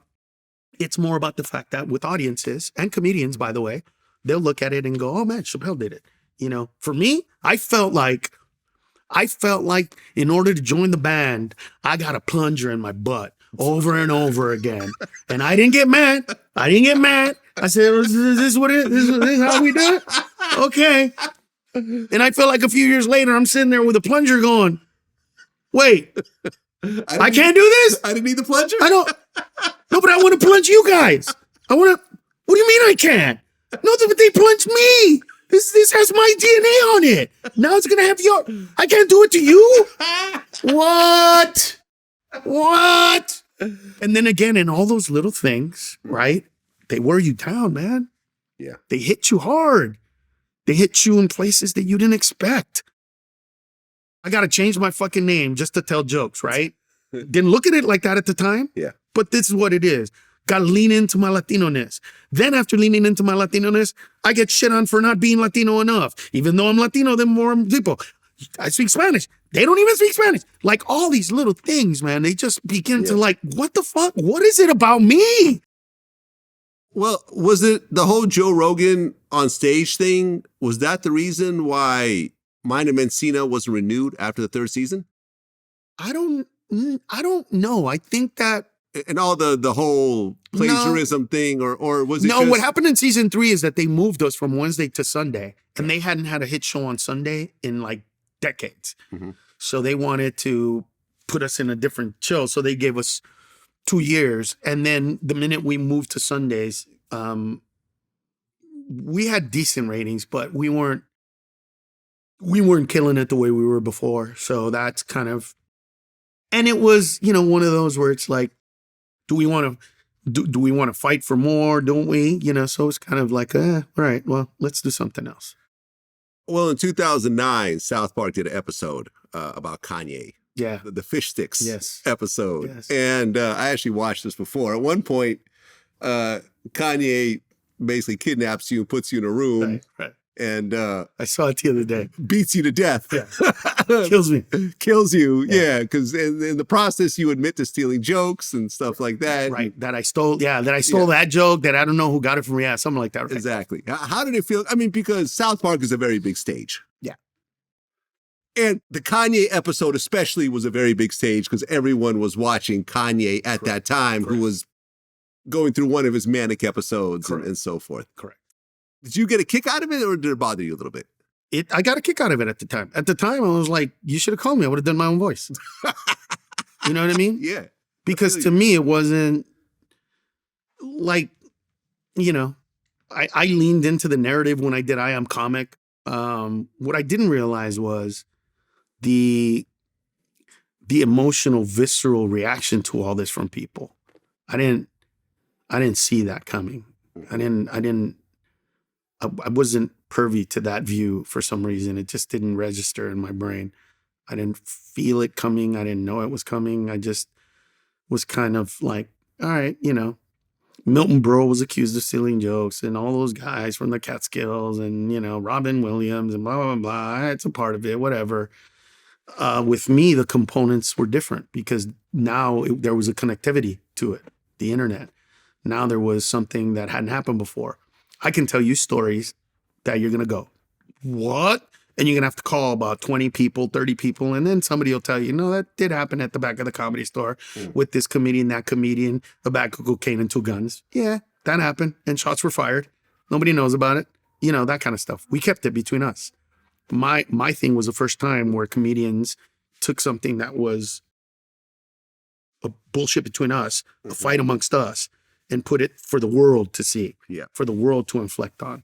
And the world doesn't know how comedy works. Yeah. So the world began to judge. You were the first one to have to go through it publicly on the internet through early stages of social media and everything else. And through ignorant people that don't know how it works, that don't know what it looks like, that believe everything they say. But I wasn't worried about that. Yeah. I was focused on, doing my thing, making it happen, working out, making people laugh. And, now I look back and, I have the hindsight to be able to go, wow, wish I knew then what I know now. Well, in 2009, you made a joke during one of your stand-ups. You said, I'm glad Hurricane Katrina happened. It taught us an important lesson. Black people can't swim. Right. Never said that, by the way. Oh, you never said that? No. Did you say something similar, or no? Is all this made up? No, the reason they got upset was I asked, is it smart to build a city 20 feet below sea level right next to the ocean? That was the question I asked people in New Orleans, right? That was legit the thing. Black people can't swim joke has been, I've done a version of that somewhere. I still do a version of that. Let me think about the most recent version of that. I do a joke about how the last 3 Winter Olympics, an African American has won a medal for the United States of America in some form of speed skating on ice. By the way, that's an actual statistic. And then I say, we got to give it up to the black people. They were very scared at first. We had to tell them, no, don't worry, you can't drown. The water's frozen. And then I do, and whatever. So a version of that in some way, shape, or form, has been a part of the act, only because to date, it's down to 60-ish%. But when I was doing stand-up in early career, it was 75 to 80% of African Americans couldn't swim. So it was just a statistic. But I would not, if my stand-up is never about being bombastic without reason, right? So I would never just say that. That's not, it doesn't say anything. It's just trying to be funny. It's just trying to say black people can't swim. It's too simple for me. I would want complexity. Plus, by the way, if I'd ever said that, again, I record all my shows. So somebody would have put it out. Somebody would say, listen to it. This is where he said it. I never said that. Yeah, and listen, it is a long-running joke. I remember after the Montgomery Brawl, Sure, this guy made a song about it, and he said one of the lines was, "Shout out to the first black man who swam to a fight." Exactly. You know, so it's kind of the same joke. Exactly. In its own way. You know what I'm saying? Correct. But I never said that. Never said glad that Katrina hit. But that happened. This fucking comment happened after Bush got in trouble. And so some of the people were trying to kind of lump me in with the Bush hates black people thing, going back to Kanye, by the way. So it's when Kanye said Bush hates black people. Mm-hmm. So I was kind of stuck in the middle of that, but no, I never, but I was banned from performing in the city for a few years. Yeah, you got kicked off the crew of Orpheus celebrity lineup at the Mardi Gras. Yep. So I couldn't go perform there. I couldn't do Laredo. There was others, but I never said that I would never, that thought would never enter my brain, even comedically. I'm glad that a hurricane hit because it taught us. I would actually tell the opposite and go, man, what kind of a God sends it to a place where it knows that people can swim? Kind of, like I would make it more complex than that. Yeah. It wouldn't be that cheesy, simplistic. It's just not, it doesn't have my prints on it. Wall Street Journal did an article, and it said that you, Dane Cook, and Jay Leno were the three of the most popular stand-ups that were hated by fellow comedians. Probably. I would say just based on the algorithms, it's probably me. What is it about Dane Cook and Jay Leno that groups them in with you? Because like I said, I'm not a stand-up. I think that Jay Leno, so I think it's different. I think that Dane Cook and Jay Leno are getting what Taylor Swift is getting. Huh. Right? Meaning that they didn't do anything wrong. It's just their success, right? It's just their success. Yeah. It's, Taylor Swift. Like, what'd she do wrong? I just don't like it. I just don't like it, right? It's the Jay same Leno was a beast. Correct. I mean, he's got more cars than anybody. So with them, it was just jealousy. They were the Nickelback of comedy, if you want to go there. I mean, the Nickelback of comedy. What did Nickelback ever do? Nothing. Right? What did Taylor Swift ever do? Made good music. Yeah. Right. I, on the other hand, I did run the light. I did bump these guys. I was insensitive to them now looking back. I thought they saw what I was saying as a joke. They did not. So now I can see their pain. And, whatever their pain is their pain. I remember a friend of mine said, do you remember when I got off stage after I got that standing ovation? I said, yeah. It's the first standing ovation you ever got. It was pretty impressive. I'm fortunate to have ever seen that. He goes, do you remember what you said when I got off stage? I said, yeah. I looked at you and I said, one day you're actually going to be pretty funny. And he goes, that devastated me. And I said, wait, what? He goes, dude, you were my mentor. At that moment, all I wanted was to be acknowledged as that on that day, I was as good as you can be because even if you got a standing ovation, you can't do better than a standing ovation. And I was like, Jesus, bro. But by that time in my life, I had already done enough work, enough therapy, enough introspection, enough, reading books and all that kind of stuff that I kind of just saw his pain and I said, I'm sorry. And I thought as comedians, you would understand that I'm a mathematician and what you said was correct. You got a standing ovation. Nothing I could have said at that moment in my mind could have taken it away. But somehow I was able to say something that took it away from you, and I'm sorry. I did that a lot, not on purpose, just kind of being funny and not knowing comedians off stage aren't the best human beings when it comes to sense of humor. Well, in 2020, Joe Rogan did an interview with The Hollywood Reporter, and they asked about the incident. He said, I don't have any hate for that dude. Have the two of you ever ran into each other, had a conversation, got on the phone, talked about doing his podcast? No, anything? But again, I've never said anything bad about the guy. You know, Yeah. he's only said bad things about me. So, you know, I have no idea where he's at with it. None whatsoever. Yeah, well, I guess when the incident happened, when he was on stage with you, I guess you guys had the same agents. And Yes. what he said was the agents called him up and said, listen, you got to apologize or else we got to drop you. And he refused to apologize. So they dropped him. And then, you know, obviously that probably added to the. Well, when I got a phone the call from the animosity. agents, what I said was, hey, listen, guys, I'm not going to tell you what to do. Mm-hmm. You just have 2 clients, and one of them is trying to take money out of your pocket by taking it out of mine. Hmm. That's all I can say. That's an actual, Which is fair. it's fair. That's just what it is. Yeah. Right? So he has a platform, I have a platform. Right, but you were way bigger than him back then. I don't believe that. No? I don't believe that. I think people forget how popular that show he was on was. Okay.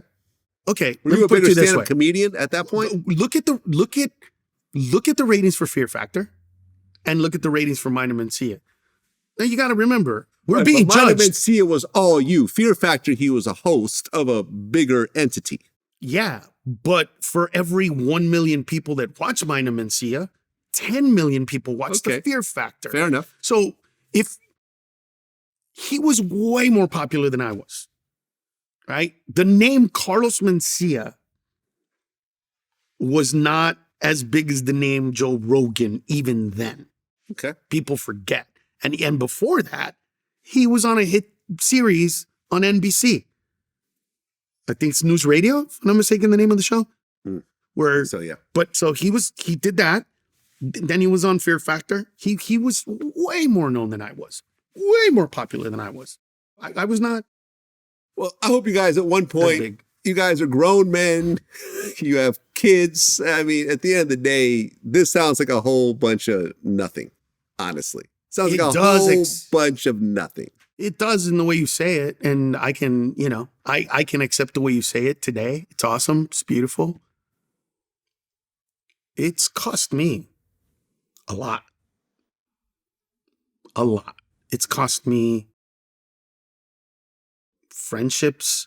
It's cost me money. You were in therapy for a Cost while over me it, right? status. It's cost me stature. It's cost so much because not only do some people believe that I steal jokes, they believe the narrative that I was sitting in the back of the room stealing everybody's stuff and just changing it and adding the word Mexican to it and making mine. I mean, shit, that's not even plausible.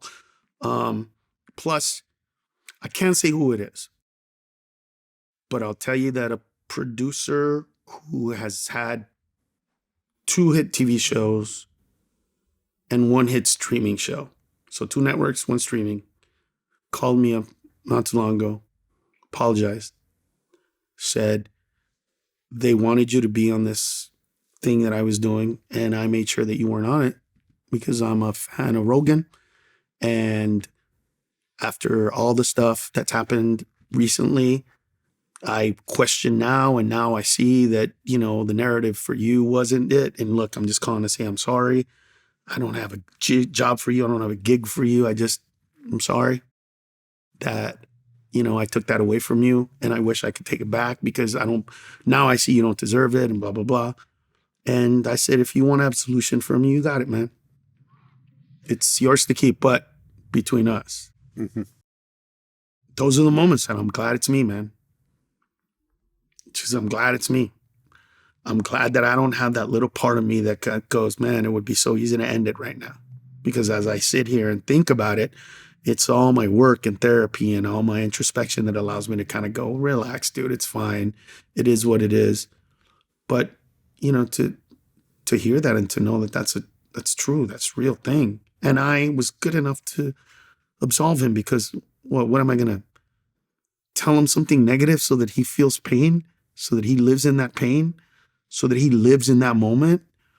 I think what's happening right now is the worst thing for me because I'm a very nice human being.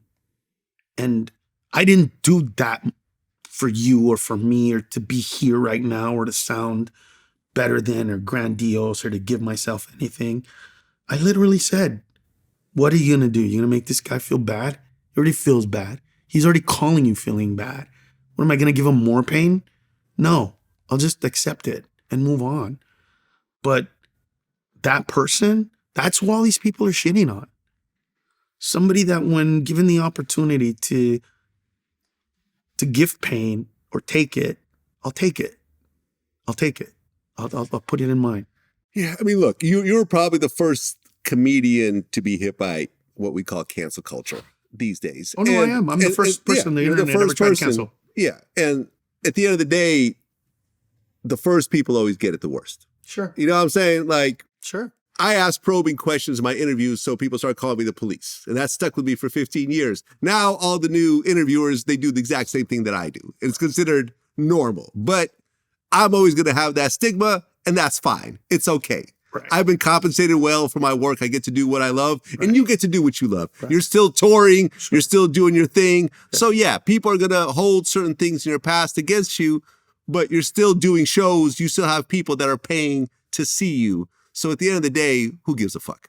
Yeah, except when you go from selling, 30,000 seats to selling 2,000 seats, and then 2,000 seats to selling a comedy club out within a period of a year to a year and a half. It's a huge, I mean, thank God I didn't do anything really stupid with my money, but it from the outside looking in, it might seem like it's not a big deal, but it was a big deal. And it is a big deal to me to be looked at for what I do. But at the end of the day, and think about it, and taking all of this, I let this go. I let it go and move on to the next thing. But let's talk about what I'm doing now. Let's talk about my stuff now. You know what I mean? That's where I got to go with this stuff, because anything else is just getting, it's like a vortex of darkness and negativity. Well, there was a situation where you and your wife started a chain of restaurants, Maggie Rita's, mm-hmm. and a bunch of them had closed. Yeah, we realized that my name was toxic, so now I'm a silent investor in a bunch of places. Oh, you are? Uh-huh. Okay, because there's another situation that happened in 2021 where the IRS said you owed like $1.2 million. Mm-hmm. Did that have something to do with the restaurants, or? Yeah, but it's already done, taken care of, so thank God. Yeah. Well, IRS audit, I went through one. Whew. It's rough to go through. Well, it was difficult because it was going through all those times, and it was something that I had to kind of adjust because of what occurred. And so, it when everything takes you back to one negative place, mm-hmm. You know what I mean? Oh, I got to pay this bill. Damn, if that had, if this had, if that had, and it all goes to one space, it can become very detrimental. So I have to kind of just get myself out of that space in order to be functional as a human being, as a comedian. It was not always easy, but it's gotten easier and easier and easier and easier. And things like that used to take me a week to get over now take me minutes to get over, seconds. A lot of things that happen today is because people like yourself set the foundation. Right. I was talking to Faison Love this morning. Faison! It's my man, a regular guest on my show. And he was saying how, like, these days, when you look at Latino comedians, Fluffy is setting the bar. Correct. He sold out Dodger Stadium. Correct. Like, before him, like, Elton John sold out Dodger Stadium. You see what I'm saying? So, sure. Is that, to you, is that the bar in terms of Latino comedians right now, what Fluffy is doing? No, there's no bar. This is a bar. But selling out a stadium that big is that's amazing. Yeah, that's what I'm saying. No, it's incredible. Yeah. But it's the journey, man. Like, trust me, the day you start hanging your coat on, any of those things, it'll eventually go away. You'll eventually, come back, and you'll eventually do this. The key to being happy in our business, especially as a stand-up, is to learn how to be happy in the place where you're at. Do everything you can. Make the videos, do this, talk to these people, advertise whatever, do like all the things, create, be great, put them out, the specials, the whole thing. But at the end of the day, you know, I just had 2 shows this past weekend in Montana, in Bozeman, Montana, and Missoula, Montana. Places where, when I was walking around, people recognized me, and they all went, "Wait,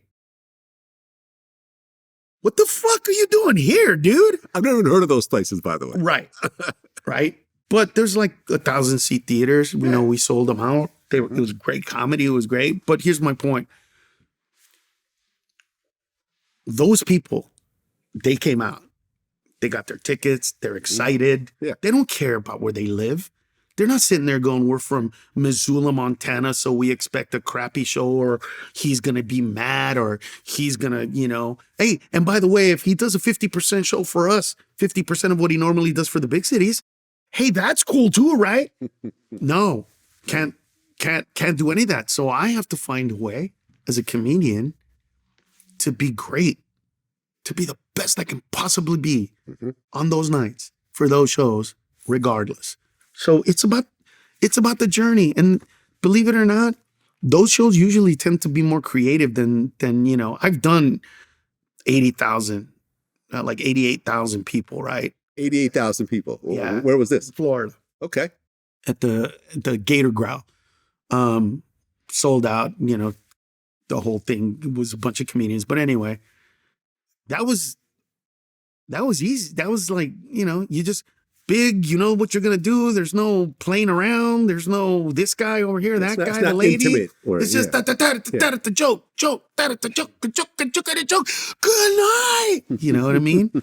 When I'm doing a show in front of, you know, every once in a while I'll do a small place that has like I was in Michigan and I was doing this place that had 120 seats. Just a one night, a really quick couple shows. Unbelievable shows. Right? They were great. They were long. They were beautiful. We got to talk. I asked questions. They answered. It was just beautiful. It was great. Probably the least amount of money I've made in 20 years for that one night. Right? Some of the best shows I've ever done. And the opposite is true as well. Some of the greatest money I've ever made were shows that, you know, easily remembered. I mean, easily forgotten. Yeah. I think you made jokes about this over the years, about how there's no Latino superheroes. But just recently, Blue Beetle came out. I had been coming up to the Blue Beetle. I'd been doing that premise and going, I got 1 week left. Ironically, though, I did a sketch called Beaner Man in 2006. Beaner Man. On Mind of Mencia. Okay. But it was to reflect this. Was it a Mexican superhero, basically? It was a Latino superhero. Okay. But the whole thing was that up until this year, literally about 6 months ago, 2005, I did that, 2006. Up until recently, that premise was still valid. Yeah. Did you watch the movie, by the way? Still valid. Did you watch Blue Beetle? Yeah, saw it. I just saw it the other day. I saw it with my kids, and then I saw it by myself, and it was very like, oh, whoa. And then I saw it with my kids, and I saw the way they saw it, and it took me to a different place. Because I'd been waiting for this movie for over 20, 30 years. Right. So it was never going to be good enough. Yeah. And I mean, I watched it and they clearly were like, okay, this is not just going to be a superhero movie of a guy who happens to be Latino. No, this is a very Latino movie with a Latino family. There's an abuela, who shoots guns and barely speaks English.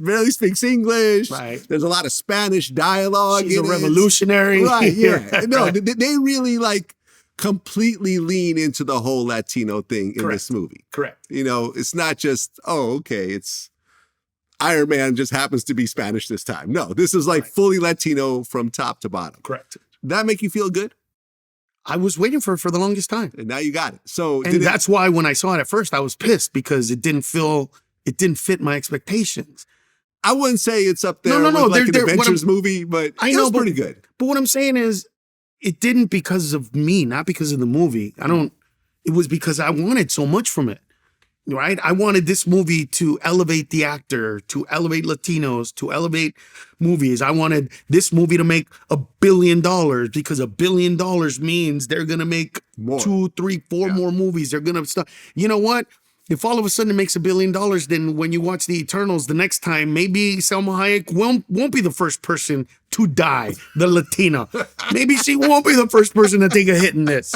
You know what I'm saying? Okay. And so, like, when I saw it with my kids, though, it was different because I saw it from just a human place. Yeah. And at that point, I said, okay, not the greatest movie ever made. Not bad. Did good. Kid was a good actor. Yeah. You know, at first, I thought, oh, it looks overactory. Looks like they're overacting. Yeah. When I saw it with my kids and they were repeating the stuff, I was like, nah, it sounds like grandma, right? Yep, sounds like grandma. So like when they would be like, that sounds like grandma, I was like, I know, right? Beat that, sounds like beat that. So I was like, okay, I see it. And listen, this is how much I love the Latino movement and culture. I love that movie killed about a 10-minute bit that I have. A 10-minute, really amazing, awesome bit about Latino superheroes gone because once that movie came out, I can't say we don't have a Latino superhero. Right. So now I'm saying I have ideas for more Latino superheroes since that one was successful. And I kind of brought the bit back in some ways, but yeah. 20-something years, man. Yep. And that was still valid. But hey, listen, again, going back to, I never understood, you know, the anger outside of the Latino stuff. But within the Latino stuff, I understand. I understand why Latino comedians, you know, have this beef. And it's because when I remember Tin Cup. I remember before the movie got made, me, Paul Rodriguez, and George Lopez are sitting down about to read the part for Romeo, who ended up being Cheech. Mm-hmm. But I remember sitting there going, this is a little bit of why we don't like each other. Or, you know, not me personally, but I get it. I get the animosity. I don't know what the word is. It's not really animosity. I get the competitiveness, but it's worse than competitive. But I get it. Because if I got the role, I mean that those two guys ain't getting that role. And you know how long it's going to be before a role like that comes around that can make us, we all knew it. And that's the reality of it. I know what it's like to have ABC, NBC, Fox, ABC, NBC, CBS, and Fox. I know what it's like to hear, have all of them say, we already have a Latino show. We're not looking for one. I know no white comedian has ever heard, we have our white show. Yeah. I would venture to say maybe Jewish people got, maybe like recently somewhere, man, we already got our Jewish guy. Yeah. Maybe. Black people, I'm sure they've heard it too. Yeah. But I got that from black people. Like I remember for the second season of for the second season of Def Jam, that's what it was. I get a standing ovation. Maverick Flats over there in Crenshaw. Killed it. Standing ovation.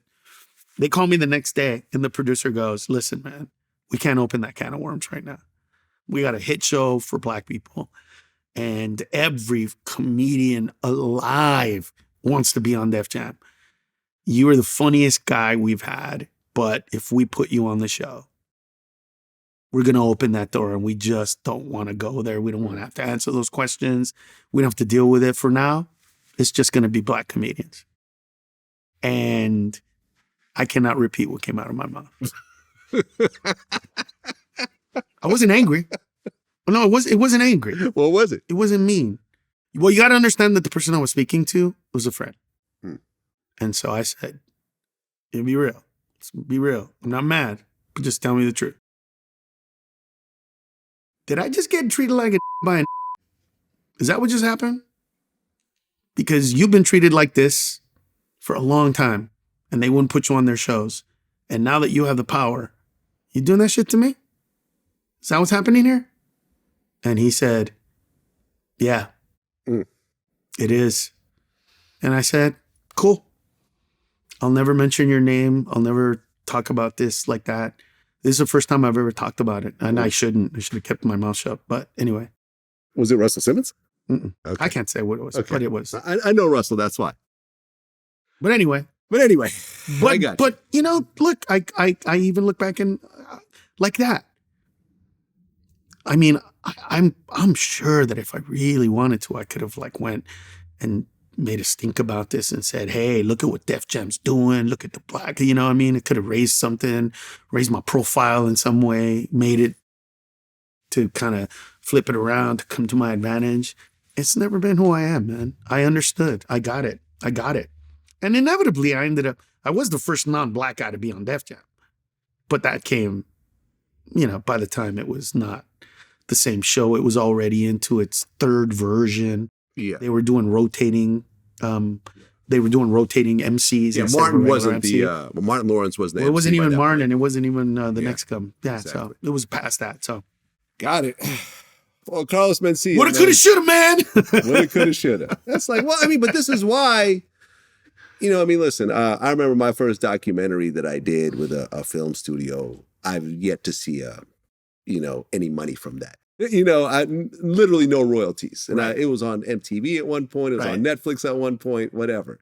Which made me say, okay, I'm going to create my own content. I'll put it out on YouTube and I'll own it. So I'm not sitting here fighting over these roles, fighting over these projects. Right. I'm not going to make as much money in the beginning, but 15 years later, I've made more than any of my contemporaries from that era. There you go. So, you know what I'm saying?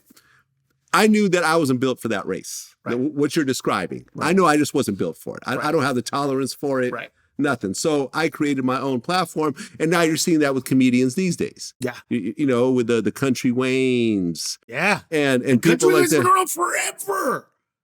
And now, boom. Yeah.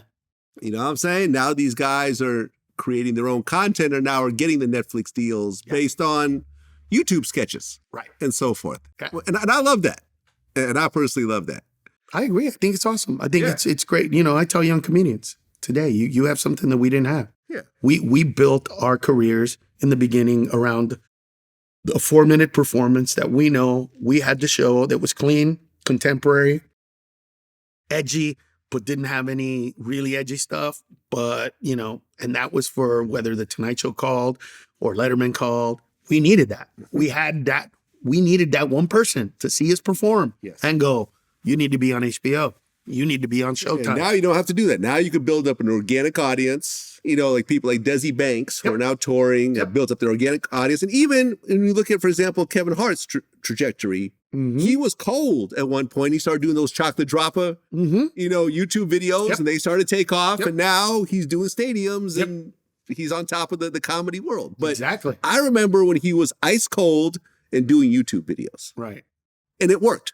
Yeah. And it worked. Yeah. Bypassing the powers that be. The powers that be. Exactly. But that's something you can do now that you couldn't That's do something then. you could do now. Which is awesome because now you don't need it. You know what I mean? Exactly. Now the problem becomes if you get it too soon and you sell out and people kind of don't respond to your comedy because you're too young, because you maybe have 20 minutes instead of 45, or you have, 30 instead of an hour. Getting that kind of exposure too early sometimes can be detrimental to some of these kids' careers. So hopefully they'll be able to kind of maneuver around it. I tell the young ones that don't have I say, listen, if you got 20 minutes, then do 20 minutes and have other comedians around you, but don't suck on stage. And if you're going to suck on stage, then bring the ticket prices down. Yeah. And say to people like, hey, I do stand up, but I'm not a stand up. So I'm not going to charge $50. I'm going to charge only $20 and just know that I'm working on stuff. So that's cool. Because there's ways to do that where you can, if you lower your prices and you tell people, hey, we're just working on material. They're like, hey, we want to see that. And they kind of want to become part of it and they're okay with it. And the comedy clubs don't care because, they're giving you most of the door anyway. So whether you make, off $20 or off $50, it doesn't really matter. It's kind of your thing. So you can do that now, and that's pretty awesome. We couldn't do that before. There's a sense of autonomy now. Oh yeah, and creativity too. By the way, absolutely. Because imagine, a guy who back in the day used to go up on stage with a guitar. Today, that guy can create videos, put them out. 1 minute at a time. Doesn't even have to write a whole song, by the way. Yeah. Just 1 minute. Because anything over a minute is beyond Reels and beyond TikTok. Yeah. Beyond Shorts. You know what I mean? So you got to like everything. Now everything is driven by the algorithm on that phone right there, man. Even specials now. Like they're starting to tell you like, hey, these are the habits of the people that watch specials on their phones. These are, so they're already starting to get into the algorithm of people that want to watch your stuff here as opposed to on a screen, as opposed to on TV. All that stuff is part of it. No, I mean, when I launched VladTV 15 years ago, I understood this was before YouTube was even on phones. It was just desktops. I knew that no one's going to sit in front of a laptop to watch an hour and a half. In the same way they're in their living room or at a movie theater. Right. So I would, what's called clipping up. I was doing that in 2008. I would break it up into 5 to 10 minute parts. Right. And 15 years later, I still do the same thing because I understand that people have an attention span that's very different than when they go buy a ticket, you know, get a babysitter, do their hair. Yes. They're invested. They go to a different location. They're invested to sit there for a couple hours, have drinks and whatever else. Right. Your phone is not that. Right. And you have to admit that it's not that and base your content around that. Yeah. And the people who are successful, you know, like Bubba Dub, who I just interviewed, these guys who came up doing short Instagram videos, who translated that into actual paid shows and touring and everything else like that. Bravo. Yeah, I agree. 100%. Bravo. A lot of comedians hate him, you know. Oh, what is this? Is this a YouTube show? It fucking sucks. Oh, dude. It's just, whatever. Everyone's going to hate the next generation and so forth. Right. But I've always tried to embrace it, man. I've always tried to embrace, because I feel like if you embrace the next generation, you'll do better yourself. Hey, listen. And they want to be embraced. They want the OG to tell them, yes, you know, our mistakes. And, you know, I'm 50, you're 56, I think. Yep. You know, they want to know all the stuff that we fumbled on. Yep. And all the things to try to avoid. Right. And of course, they won't listen half the time, but that's okay. That's okay. You still share it with them, and you know, you learn from what they're doing, and everyone wins together. Yeah, it's kind of what I do with the young guys. It's good. Haven't found a great one yet, but still on the lookout. Yeah. Still on the lookout for the next Joe Coy, Bobby Lee. You know what I mean? I discovered those guys, but I'm trying to find someone else. I've interviewed Joe Coy before. We need to get Bobby Lee on the show. Yeah. You should. He's a great guy. Yep. Carlos Mencia, man, thank you so much for coming in, man.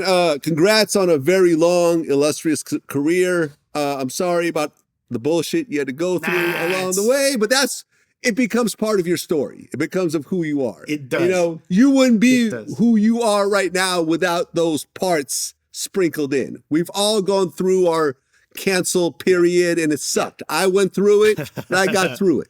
You know what I'm saying? But you learn and you become a stronger person in the process. And what's important is you figure out who your real friends are during that time, because you quickly see who turns on you. Mm-hmm. And you also see the people who say, listen, I know what's going on, but I'm still rocking with you. I don't care about whatever's happening out there. Right. I know who you are as a person. Right. And that really helped me to solidify a lot of my friendships and relationships. And I bet you went through the same thing. Same exact thing. Yep. Lost some friends and I was like, wow, you of all people. Yeah. Like, wow. Wow. And then, you know, the opposite of like, wow, you've never asked about any of the stuff. Why would I? I know you. I know who you are.